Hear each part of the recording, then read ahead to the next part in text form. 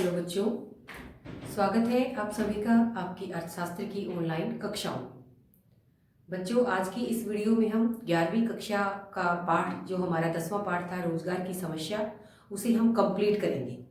आज की ये वीडियो इस 10वें चैप्टर की लास्ट वीडियो होगी। अब तक हम पढ़ चुके हैं कि रोजगार की समस्या क्या है, बेरोजगारी किसे कहते हैं, श्रम बल, कार्यबल, श्रम की पूर्ति, इन सब चीज़ों के बारे में हमने विस्तार से पढ़ा।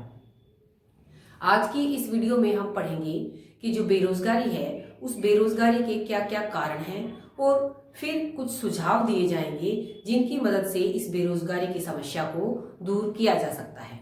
तो ये इस चैप्टर का निचोड़ भी कह सकते हैं हम, और ये इस चैप्टर की हमारी लास्ट वीडियो होगी कि भारत के अंदर जो बेरोजगारी पाई जाती है उस बेरोजगारी के क्या क्या कारण हैं।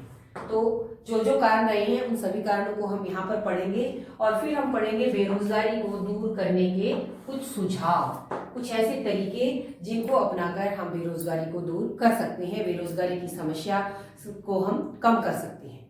तो सबसे पहले कारण, क्या क्या कारण है? सबसे पहला कारण है धीमा आर्थिक विकास।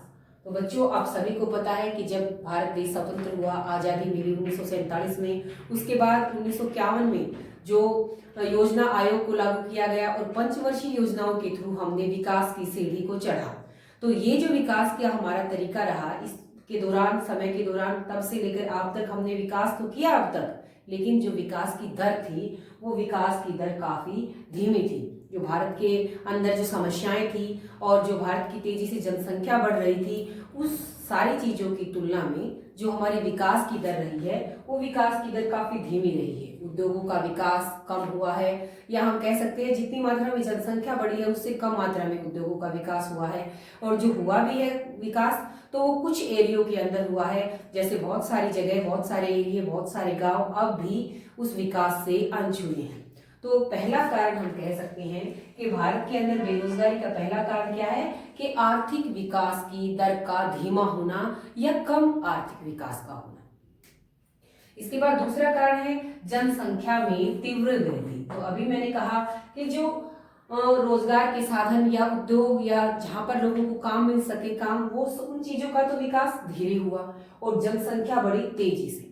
जनसंख्या बड़ी तेजी से, क्यों बढ़ी जनसंख्या तेजी से? क्योंकि आजादी के बाद बहुत सारे हॉस्पिटल्स खोले गए, उसके अंदर डॉक्टर्स बढ़े और फिर शिक्षा के अंदर भी सुधार आया। तो इन सब चीजों से जो मृत्यु दर थी, उस मृत्यु दर के अंदर तो क्या हुआ, काफी कमी आ गई।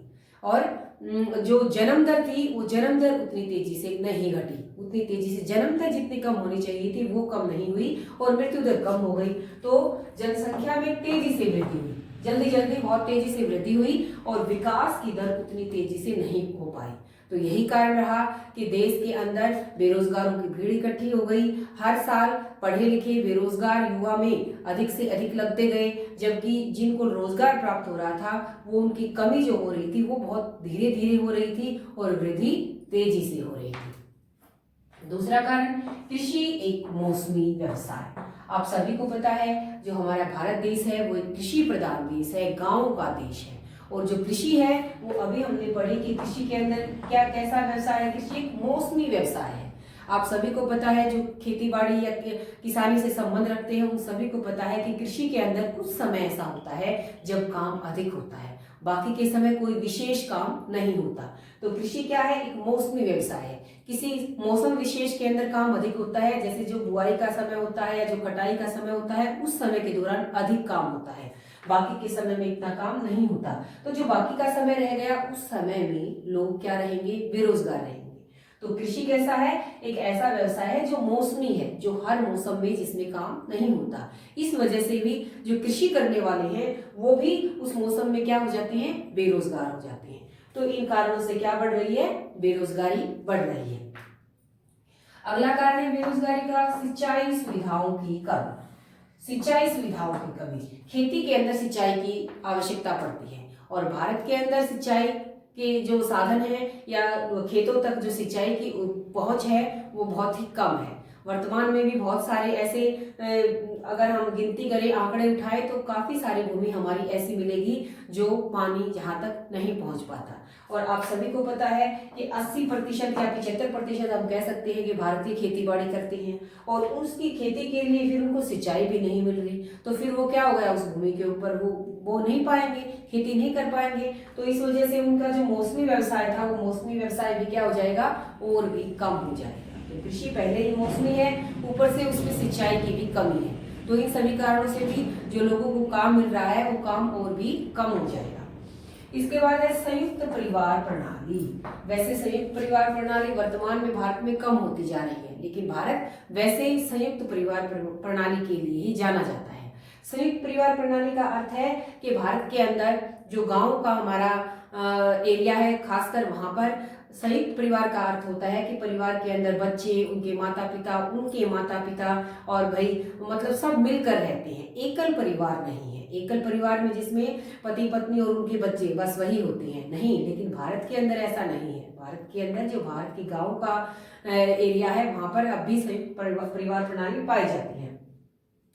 तो संयुक्त परिवार प्रणाली के अंदर क्या होता है कि खेती का काम जो होता है, तो उसके अंदर परिवार के सदस्य तो बहुत अधिक हो जाते हैं, तो वो काम संभाल लेते हैं। तो बहुत सारे लोग ऐसे होते हैं जो बाहर जाकर भी काम कर सकते हैं। तो इस वजह से भी फिर क्या होता है कि जो वो बेरोजगार जो होते हैं वो अधिक हो जाते हैं, क्योंकि खेती का काम करने वाले भी काफी सारे हैं, उनमें से कई सारे खेती का काम कर लेंगे और कुछ ऐसे भी हैं जो बाहर जाकर भी काम कर सकते हैं। अगर उनको काम नहीं मिल रहा तो फिर वो क्या हो जाएंगे, बेरोजगार कहे जाएंगे।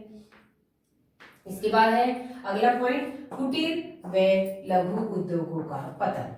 कुटीर और लघु उद्योग आप सभी पढ़ चुके हैं, ये अपने पिछले अध्यायों के अंदर। कुटीर उद्योग, लघु उद्योग वो छोटे छोटे उद्योग जो परिवार के सदस्य ही मिलकर कोई काम धंधा करते हैं, जैसे साइकिल ठीक करने का काम है, जैसे दरी बनाने का काम है, या जो कालीन वगैरह बनाए जाते हैं। तो इस तरह के हाथ के जो काम होते हैं जो परिवार के सदस्य ही मिलकर करते हैं, तो वर्तमान में इन सभी छोटे लघु उद्योगों का क्या हो चुका है, पतन हो चुका है। ये उद्योग लगभग खत्म हो चुके हैं। तो जब ये लघु और कुटीर उद्योग थे तो एक परिवार के सभी सदस्यों को एक काम मिल जाता था, तो वो सभी बेरोजगार नहीं होते थे, वो कोई ना कोई काम कर रहे थे। लेकिन अब क्या हो गया, क्योंकि उन उद्योगों का पतन हो गया है, क्योंकि अब तकनीकें अच्छी आ गई हैं, जो वो हाथ से काम किए हुई चीजें थी लोग उनको कम पसंद कर रहे हैं, तो इस वजह से फिर क्या हो गया, उन उद्योगों का पतन हो गया। उद्योगों का पतन हो गया तो वो लोग क्या हो गए, बेरोजगार हो गए। तो जो छोटे काम थे जो परिवार के सदस्य मिलकर घर पर ही किया करते थे, उन उद्योगों का अब पतन हो गया या वो समाप्त हो चुके, और इस वजह से वो लोग भी क्या हो गए, बेरोजगार हो गए। अगला कारण, कम बचत कम निवेश। जब अर्थव्यवस्था के अंदर लोग बचत कम करते हैं, या हम कहें निवेश कम किया जाता है, जब निवेश कम किया जाएगा तो उत्पादन भी अपने आप ही कम हो जाएगा। अधिक निवेश किया जाएगा तो अधिक रोजगार पैदा होंगे, अधिक उत्पादन किया जाएगा, अधिक लोगों को रोजगार मिलेगा। तो क्योंकि भारतीय अर्थव्यवस्था एक डेवलपिंग कंट्री है, एक विकासशील जो है अर्थव्यवस्था है, तो वहां पर बचत की और निवेश की कमी पाई जाती है, और इस वजह से भी उत्पादन कम रह जाता है, और उत्पादन कम रहेगा तो फिर रोजगार भी कम होंगे। लास्ट का कारण है श्रमिकों की गतिशीलता।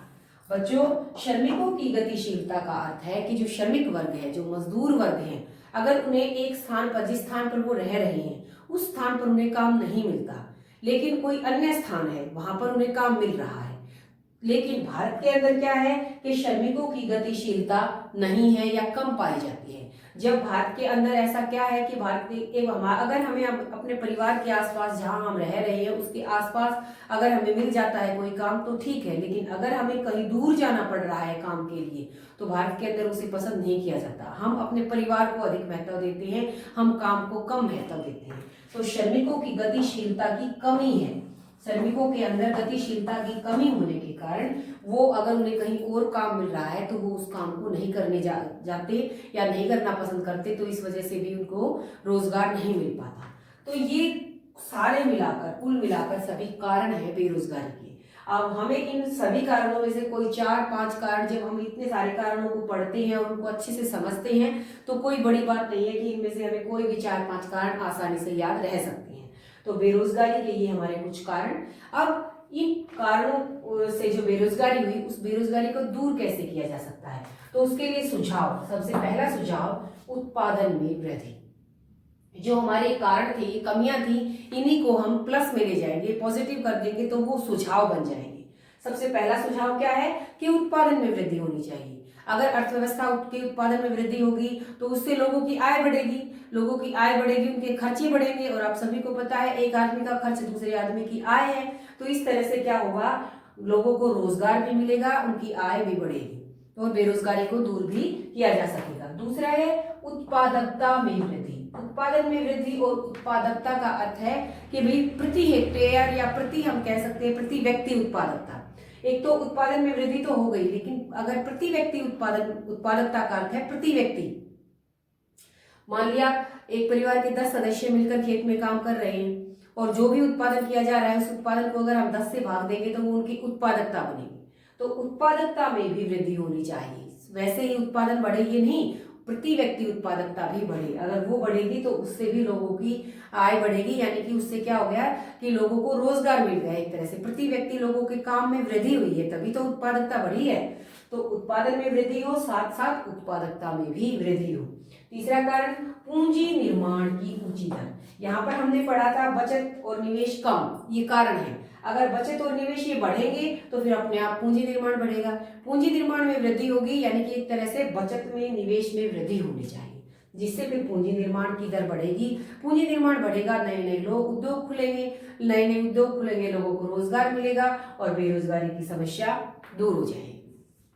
अगला कारण स्वयं रोजगार में लगे लोगों की मदद। तो ये जो पॉइंट है ये एक तरह से लघु और कुटीर उद्योगों के पतन उन लोगों के लिए है कि जो स्वयं रोजगार करने वाले लोग थे, जो ऐसे काम कर रहे थे लोग कि वो अपना स्वयं का ही कोई काम धंधा शुरू कर रहे थे। तो ऐसे लोगों को सरकार के द्वारा या सब्सिडी देकर या किसी भी प्रकार से मदद मिलनी चाहिए ताकि वो अपने स्वयं के काम धंधे शुरू कर सके, इससे उनको रोजगार मिलेगा। अगला है शिक्षा प्रणाली में परिवर्तन। तो ये बहुत ही इंपॉर्टेंट पॉइंट है बच्चों। हमारी शिक्षा प्रणाली जो है वो शिक्षा प्रणाली के अंदर बहुत सारी कमियां हैं। हमारी शिक्षा प्रणाली इस प्रकार की है कि हम सिर्फ और सिर्फ उन्हीं नौकरियों को तवज्जो देते हैं जहां पर हमें अच्छी सैलरी मिले, जहां हमें दफ्तर में बैठना पड़े। हमारी शिक्षा प्रणाली ऐसी हो कि वो हमें सभी प्रकार के काम करने सिखाए। पढ़ने लिखने के बाद भी बहुत सारे बच्चे ऐसे होते हैं कि उनको कुछ भी करना नहीं आता। तो हमारी शिक्षा प्रणाली के अंदर सुधार होना चाहिए। हमारी व्यवसाय परक शिक्षा होनी चाहिए जिसमें पढ़ाई के साथ साथ ही बच्चे कुछ काम करना भी सीखें। तो शिक्षा प्रणाली में अगर परिवर्तन होगा तो अपने आप बेरोजगारी की समस्या दूर होगी। इसके बाद औद्योगिक तकनीक में परिवर्तन। यहाँ औद्योगिक तकनीक का अर्थ क्या है बच्चों?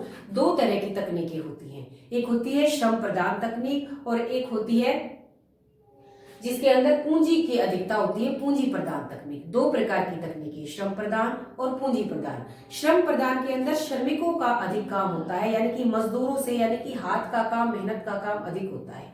और जो पूंजी प्रदान तकनीक होती है उसमें मशीनों का काम अधिक होता है।